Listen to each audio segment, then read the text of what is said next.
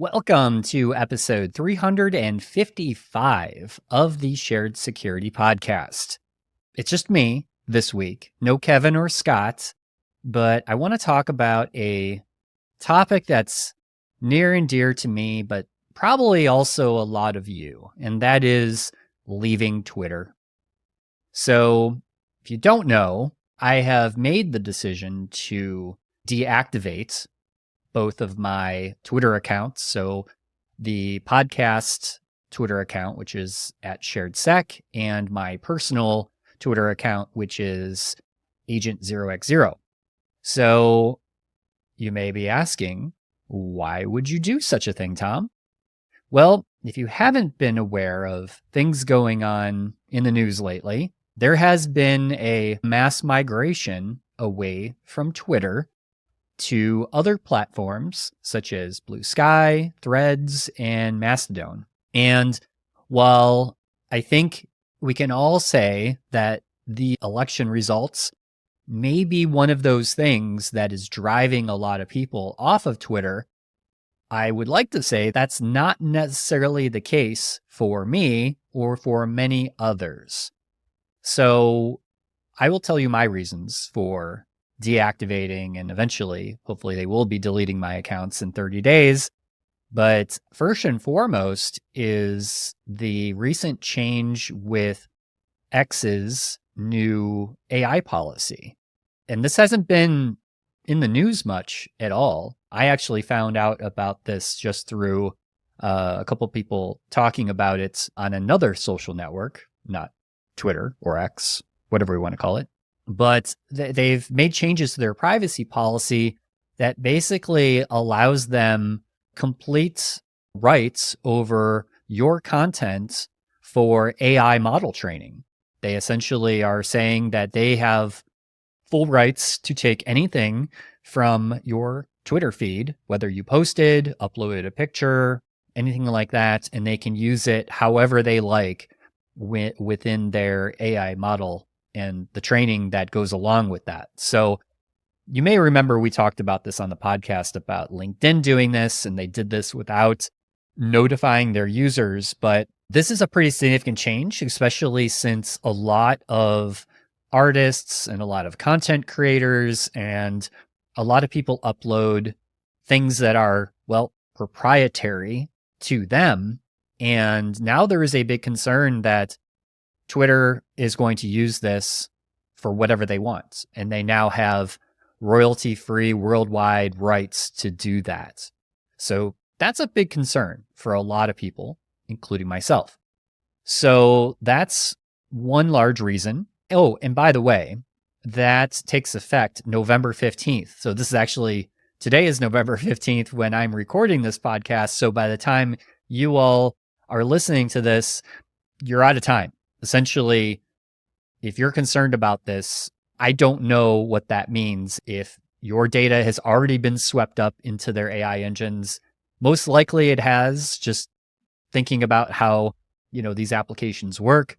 But if you are concerned about this, I would seriously consider deleting any tweets that are potentially proprietary, or if there are major concerns, you should probably look at deactivating your account, deleting those tweets before you do that. And we'll talk about that process in a minute, but that's definitely concerning for a lot of people. And then the other concern that people have had, and this is something that several weeks ago, they made a change around the way that the blocking feature works within X.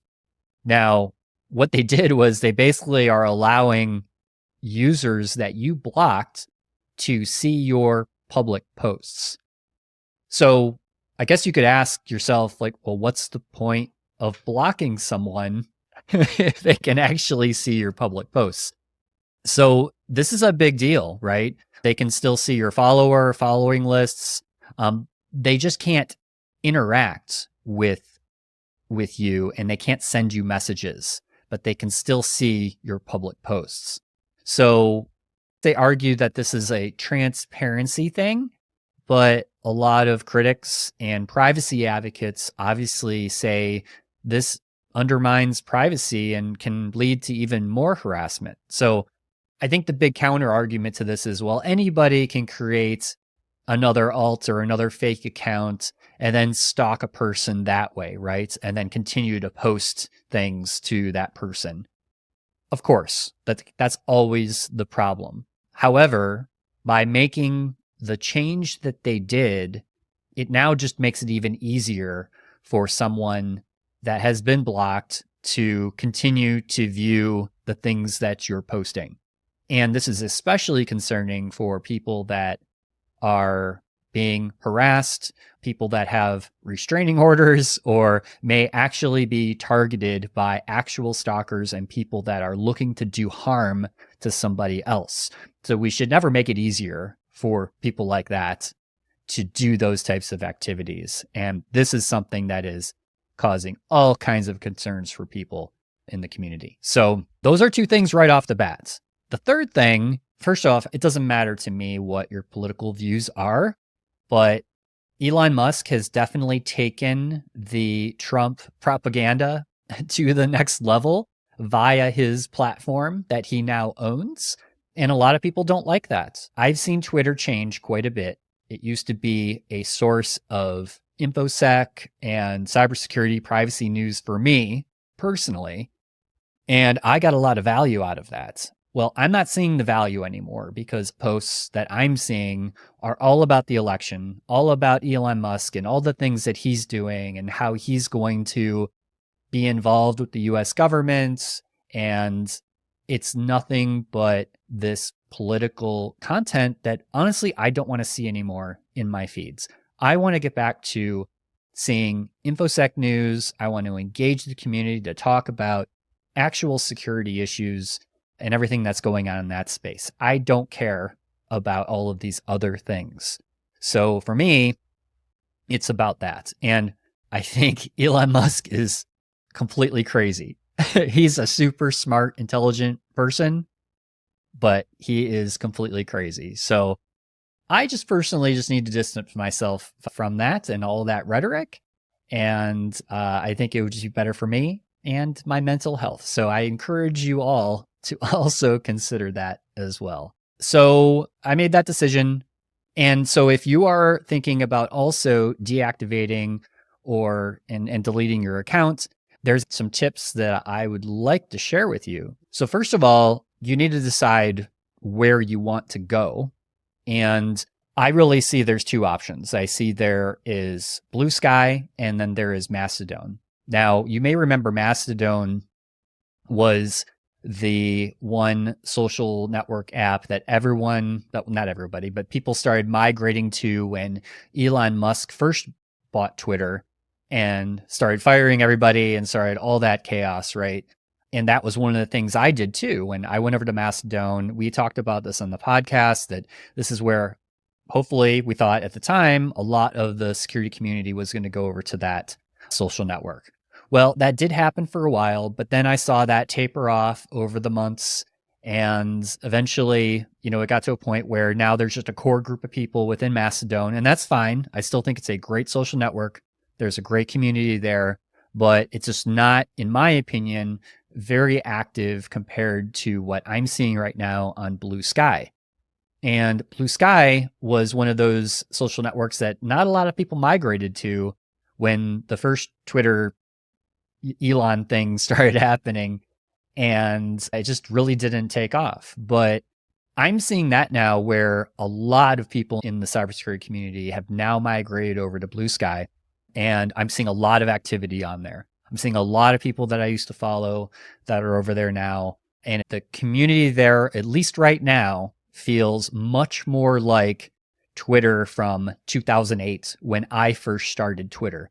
And so that's the other thing for me that initially made this decision very hard for me, was that I've been using Twitter since 2008. And that's a long time. In fact, I saw before I deleted everything, I had over 9,000 tweets that I had to delete. I did that through a script, which I'll talk about in a minute. But that's a lot of history there. And for a lot of people, that is a hard change to make. So I finally did it.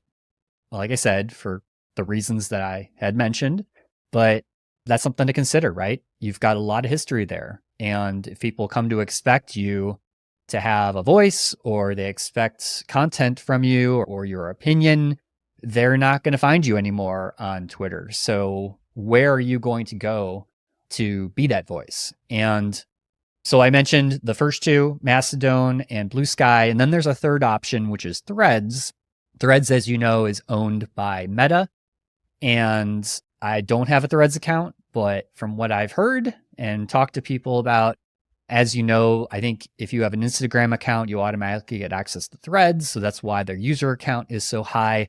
But that doesn't seem to be the engagement from the cybersecurity community on Threads. And mainly, my personal opinion is because it's part of Meta. We have had many conversations about Meta on this podcast, and that was going way back, at least for me personally.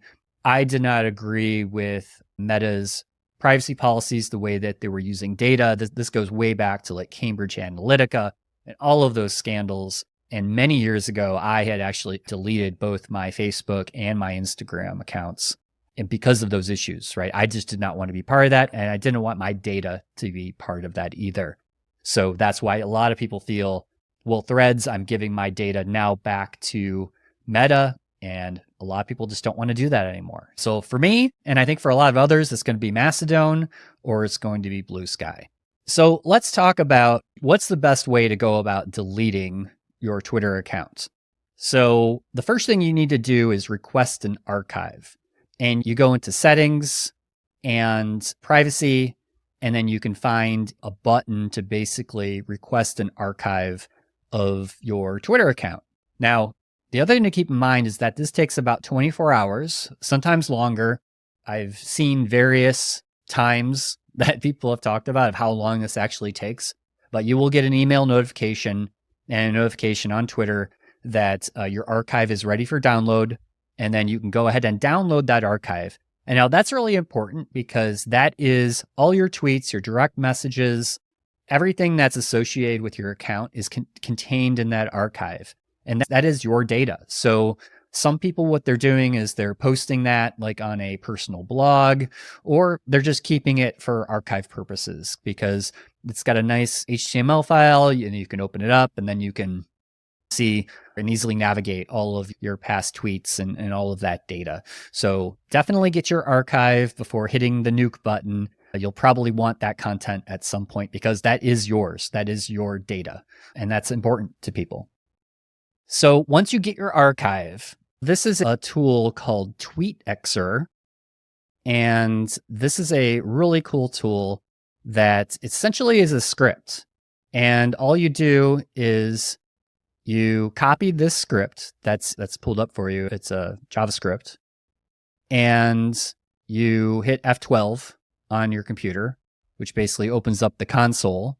And then you will simply paste that in while you're logged into your Twitter account.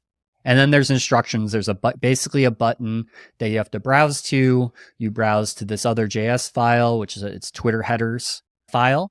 And then what that does is that is the tool's reference to basically all your tweets. And then it deletes your tweets one by one using that tool. So I have already done this, so I can't actually pull up my Twitter account because I had already hit the nuke button and it is now in the queue for deletion. But a very nice tool, makes it quick and easy. Like I said, I had 9,000 tweets that this tool went through. Probably within maybe 25 minutes, all of the tweets were deleted. And the other thing I like about this tool is that it also deleted or removed all of my followers. So one by one, it goes through and unfollows everybody on your follow list. So that's something you don't have to do, but it's an added feature. I think it's an added benefit because you could just do that at the same time using the script. So there's lots of other options too. I know there's like a paid service called Redact. It's actually an application you can actually pay, and it has a little bit more functionality to delete not just your Twitter account, but you can delete your Reddit and you could delete all these other social networks. But honestly, I wouldn't pay for a service like that. I would just use something like this script, which others in the community have used. It's safe, it works, and you're done. So after you got your archive, you've deleted your previous tweets, then you can go in and actually deactivate your account. So keep in mind, you're not actually deleting your account. You are simply deactivating it. So you can go back into Twitter in the next 30 days. If you think this was a horrible idea and want to get your account back, you can go back and do that. Now, keep in mind, if you already deleted all your tweets, you're not getting those back. You're done. You have done the partial nuke option already. So just keep that in mind. But if you change your mind, you can go back within 30 days and get your account back. But after that, it's gone. It's deleted. The handle that you had is gone.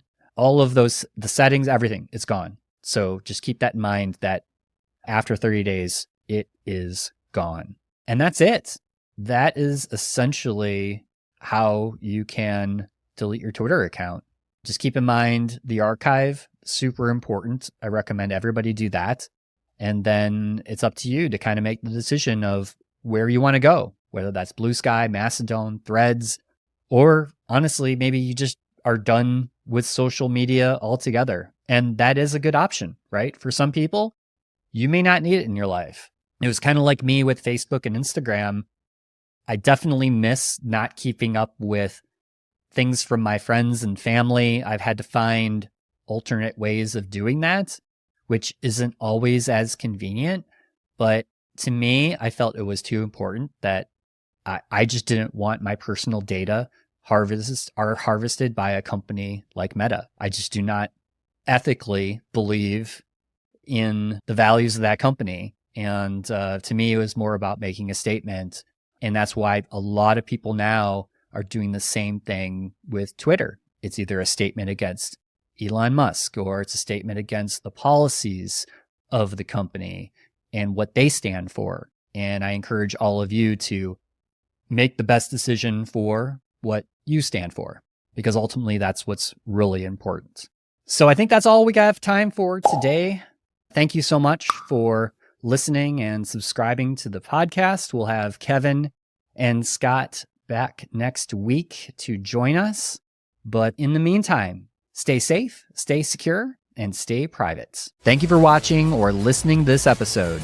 Be sure to subscribe wherever you like to get your podcasts. Visit sharedsecurity.net for merch, previous episodes, and more. If you'd like to help support the podcast, join our Patreon to get ad-free episodes and many more exclusive supporter-only benefits. Visit sharedsecurity.net/supporter for more details.